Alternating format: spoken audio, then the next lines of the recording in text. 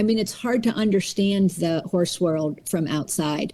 I think a good case in point here was we were working through our disaster relief fund with a farm owner that was affected by Helene, catastrophically affected. I mean, their whole water source for their farm that had been there for hundreds of years was gone.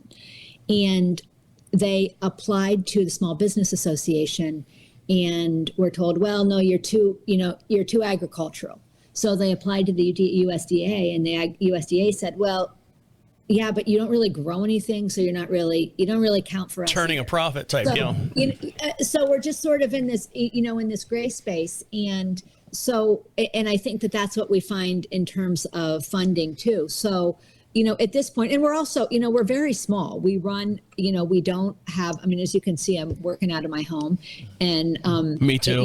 We all are, yeah. But and the other member of our staff works out of her home as well. Our board, we have a satellite board there. Some are right here in Wellington, but most of them are, spread out over the United States, and so we don't have, we're not really big enough to.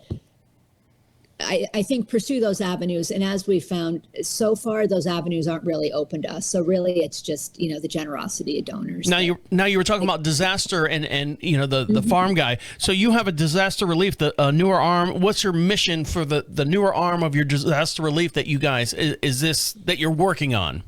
Yes. Okay. So, the trajectory of EAF has always been, what does the equestrian community need?